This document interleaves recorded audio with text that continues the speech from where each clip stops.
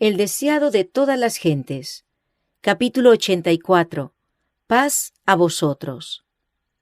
Este capítulo está basado en Lucas 24, versos 33 al 48, Juan 20, versos 19 al 29. Al llegar a Jerusalén, los dos discípulos entraron por la puerta oriental, que permanecía abierta de noche durante las fiestas. Las casas estaban oscuras y silenciosas, pero los viajeros siguieron su camino por las calles estrechas a la luz de la luna naciente. Fueron al aposento alto, donde Jesús había pasado las primeras horas de la última noche antes de su muerte. Sabían que allí habían de encontrar a sus hermanos. Aunque era tarde, sabían que los discípulos no dormirían antes de saber con seguridad qué había sido del cuerpo del Señor. Encontraron la puerta del aposento atrancada seguramente. Llamaron para que se los admitiese, pero sin recibir respuesta. Todo estaba en silencio. Entonces dieron sus nombres. La puerta se abrió cautelosamente. Ellos entraron y otro invisible entró con ellos. Luego la puerta se volvió a cerrar para impedir la entrada de espías. Los viajeros se encontraron a todos sorprendidos y excitados. Las voces de los que estaban en la pieza estallaron en agradecimiento y alabanza, diciendo: «¡Ha resucitado el Señor verdaderamente y ha aparecido a Simón!». Entonces los dos viajeros, jadeantes aún por la prisa con que habían realizado su viaje, contaron la historia maravillosa de cómo Jesús se les apareció. Apenas acabado su relato, y mientras algunos decían que no lo podían creer porque era demasiado bueno para ser la verdad, he aquí que vieron otra persona delante de sí. Todos los ojos se fijaron en el extraño. Nadie había llamado para pedir entrada. Ninguna pisada se había dejado oír. Los discípulos sorprendidos se preguntaron lo que esto significaba. Oyeron entonces una voz que no era otra que la de su maestro. Claras fueron las palabras de sus labios: «Paz a vosotros». Entonces ellos, espantados y asombrados, pensaban que veían espíritu. Mas él les dice: «¿Por qué estáis turbados y suben pensamientos a vuestros corazones? Mirad mis manos y mis pies, que yo mismo soy. Palpad y ved, que el espíritu ni tiene carne ni huesos, como veis que yo tengo». Y en diciendo esto, les mostró las manos y los pies. Contemplaron ellos las manos y los pies heridos por los crueles clavos. Reconocieron su voz, que era como ninguna otra que hubiesen oído. Y no creyéndolo aún ellos de gozo y maravillados, díjoles: «¿Tenéis aquí algo de comer?». Entonces ellos le presentaron parte de un pez asado y un panal de miel, y él tomó y comió delante de ellos. Y los discípulos se gozaron viendo al Señor. La fe y el gozo reemplazaron a la incredulidad, y con sentimientos que no podían expresarse en palabras, reconocieron a su resucitado Salvador. En ocasión del nacimiento de Jesús, el ángel anunció: «Paz en la tierra y buena voluntad para con los hombres». Y ahora, en la primera aparición a sus discípulos, después de su resurrección, el Salvador se dirigió a ellos con las bienaventuradas palabras: «Paz a vosotros». Jesús está siempre listo para impartir paz a las almas que están cargadas de dudas y temores. Espera que nosotros le abramos la puerta del corazón y le digamos: «Mora con nosotros». Dice: «He aquí yo estoy a la puerta y llamo. Si alguno oyere mi voz y abriere la puerta, entraré a él y cenaré con él, y él conmigo». La resurrección de Cristo fue una figura de la resurrección final de todos los que duermen en él. El semblante del Salvador resucitado, sus modales y su habla eran familiares para sus discípulos. Así como Jesús resucitó de los muertos, han de resucitar los que duermen en él. Conoceremos a nuestros amigos como los discípulos conocieron a Jesús. Pueden haber estado deformados, enfermos o desfigurados en esta vida mortal y levantarse con perfecta salud y simetría. Sin embargo, en el cuerpo glorificado, su identidad será perfectamente conservada. Entonces conoceremos así como somos conocidos. En la luz radiante que resplandecerá del rostro de Jesús, reconoceremos los rasgos de aquellos a quienes amamos. Cuando Jesús se encontró con sus discípulos, les recordó lo que les había dicho antes de su muerte, a saber, que debían cumplirse todas las cosas que estaban escritas acerca de él en la ley de Moisés, en los profetas y los salmos.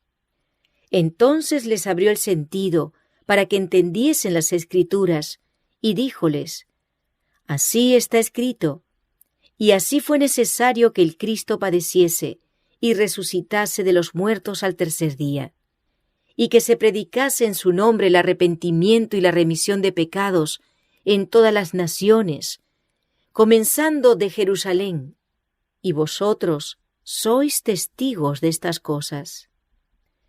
Los discípulos empezaron a comprender la naturaleza y extensión de su obra. Habían de proclamar al mundo las verdades admirables que Cristo les había confiado. Los acontecimientos de su vida, su muerte y resurrección, las profecías que indicaban estos sucesos, el carácter sagrado de la ley de Dios, los misterios del plan de la salvación, el poder de Jesús para remitir los pecados, de todo esto debían ser testigos y darlo a conocer al mundo. Debían proclamar el Evangelio de paz y salvación por el arrepentimiento y el poder del Salvador. Y como hubo dicho esto, sopló y díjoles: tomad el Espíritu Santo. A los que remitiereis los pecados, les son remitidos. A quienes los retuviereis, serán retenidos. El Espíritu Santo no se había manifestado todavía plenamente, porque Cristo no había sido glorificado todavía. El impartimiento más abundante del Espíritu no sucedió hasta después de la ascensión de Cristo. Mientras no lo recibiesen, no podían los discípulos cumplir la comisión de predicar el Evangelio al mundo. Pero en ese momento, el Espíritu les fue dado con un propósito especial. Antes que los discípulos pudiesen cumplir sus deberes oficiales en relación con la Iglesia, Cristo sopló su Espíritu sobre ellos. Les confiaba un cometido muy sagrado y quería hacerles entender que sin el Espíritu Santo esta obra no podía hacerse. El Espíritu Santo es el aliento de la vida espiritual. El impartimiento del Espíritu es el impartimiento de la vida de Cristo. Comunica al que lo recibe los atributos de Cristo.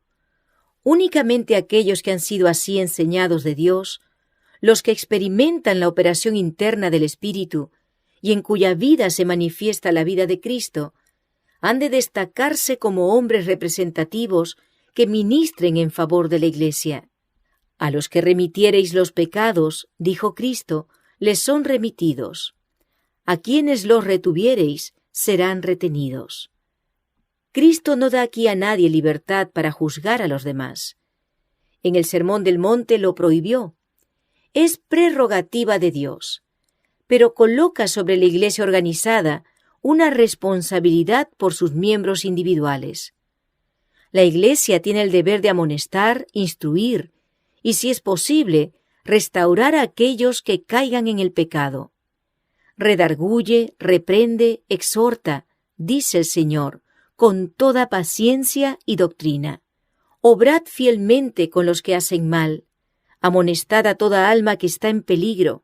No dejéis que nadie se engañe. Llamad al pecado por su nombre. Declarad lo que Dios ha dicho respecto de la mentira, la violación del sábado, el robo, la idolatría y todo otro mal. Los que hacen tales cosas no heredarán el reino de Dios. Si persisten en el pecado, el juicio que habéis declarado por la palabra de Dios es pronunciado sobre ellos en el cielo. Al elegir pecar, niegan a Cristo. La Iglesia debe mostrar que no sanciona sus acciones, o ella misma deshonra a su Señor. Debe decir acerca del pecado lo que Dios dice de él. Debe tratar con él como Dios lo indica, y su acción queda ratificada en el cielo. El que desprecia la autoridad de la Iglesia, desprecia la autoridad de Cristo mismo. Pero el cuadro tiene un aspecto más halagüeño. A los que remitiereis los pecados, les son remitidos. Dad el mayor relieve a este pensamiento. Al trabajar por los que yerran, dirigid todo ojo a Cristo. Tengan los pastores tierno cuidado por el rebaño de la dehesa del Señor.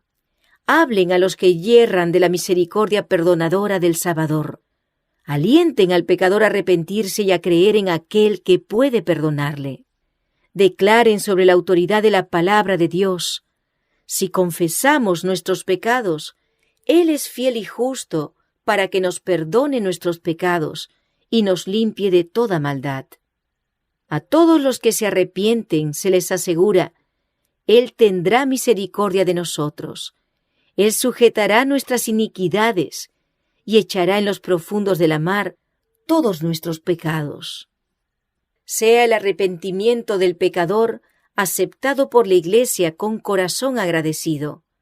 Condúzcase al arrepentido de las tinieblas de la incredulidad a la luz de la fe y de la justicia. Colóquese su mano temblorosa en la mano amante de Jesús. Una remisión tal es ratificada en el cielo. Únicamente en este sentido tiene la Iglesia poder para absolver al pecador. La remisión de los pecados puede obtenerse únicamente por los méritos de Cristo. A ningún hombre, a ningún cuerpo de hombres, es dado el poder de librar al alma de la culpabilidad. Cristo encargó a sus discípulos que predicasen la remisión de pecados en su nombre entre todas las naciones, pero ellos mismos no fueron dotados de poder para quitar una sola mancha de pecado. El nombre de Jesús es el único nombre debajo del cielo dado a los hombres en que podamos ser salvos. Cuando Cristo se encontró por primera vez con los discípulos en el aposento alto, Tomás no estaba con ellos. Oyó el informe de los demás y recibió abundantes pruebas de que Jesús había resucitado, pero la lobreguez y la incredulidad llenaban su alma. El oír a los discípulos hablar de las maravillosas manifestaciones del Salvador resucitado no hizo sino sumirlo en más profunda desesperación.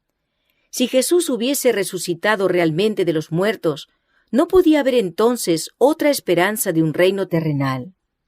Y hería su vanidad el pensar que su Maestro se revelase a todos los discípulos, excepto a él.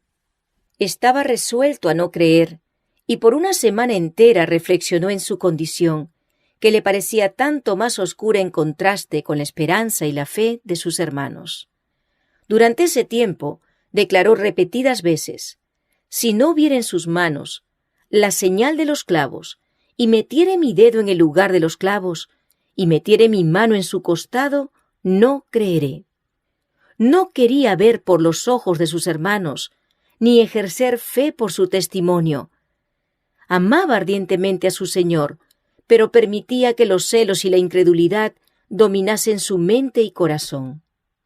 Unos cuantos de los discípulos hicieron entonces del familiar aposento alto su morada temporal, y a la noche se reunían todos excepto Tomás. Una noche, Tomás resolvió reunirse con los demás. A pesar de su incredulidad, tenía una débil esperanza de que fuese verdad la buena nueva. Mientras los discípulos estaban cenando, hablaban de las evidencias que Cristo les había dado en las profecías. Entonces vino Jesús, las puertas cerradas, y púsose en medio y dijo, «Paz a vosotros». Volviéndose hacia Tomás, dijo, «Mete tu dedo aquí, y ve mis manos, y alarga acá tu mano, y métela en mi costado, y no seas incrédulo, sino fiel». Estas palabras demostraban que él conocía los pensamientos y las palabras de Tomás. El discípulo acosado por la duda sabía que ninguno de sus compañeros había visto a Jesús desde hacía una semana. No podían haber hablado de su incredulidad al Maestro. Reconoció como su Señor al que tenía delante de sí. No deseaba otra prueba. Su corazón palpitó de gozo y se echó a los pies de Jesús clamando, «Señor mío y Dios mío». Jesús aceptó este reconocimiento, pero reprendió suavemente su incredulidad. «Porque me has visto, Tomás, creíste. Bienaventurados los que no vieron y creyeron». La fe de Tomás habría sido más grata a Cristo si hubiese estado dispuesto a creer por el testimonio de sus hermanos. Si el mundo siguiese ahora el ejemplo de Tomás, nadie creería en la salvación, porque todos los que reciben a Cristo deben hacerlo por el testimonio de otros. Muchos aficionados a la duda se disculpan diciendo que si tuviesen las pruebas que Tomás recibió de sus compañeros, creerían. No comprenden que no solamente tienen esa prueba, sino mucho más. Muchos que como Tomás esperan que sea suprimida toda causa de duda, no realizarán nunca su deseo. Quedan gradualmente confirmados en la incredulidad. Los que se acostumbran a mirar el lado sombrío, a murmurar y quejarse, no saben lo que hacen. Están sembrando las semillas de la duda y segarán una cosecha de duda. En un tiempo en que la fe y la confianza son muy esenciales, muchos se hallarán así incapaces de esperar y creer. En el trato que concedió a Tomás, Jesús dio una lección para sus seguidores. Su ejemplo demuestra cómo debemos tratar a aquellos cuya fe es débil y que dan realce a sus dudas. Jesús no abrumó a Tomás con reproches, ni entró en controversia con él. Se reveló al que dudaba. Tomás había sido irrazonable al dictar las condiciones de su fe, pero Jesús, por su amor y consideración generosa, quebrantó todas las barreras. La incredulidad queda rara vez vencida por la controversia. Se pone más bien en guardia y halla nuevo apoyo y excusa. Pero revélese a Jesús en su amor y misericordia como el Salvador crucificado, y de muchos labios, antes indiferentes, se oirá el reconocimiento de Tomás. Señor mío y Dios mío.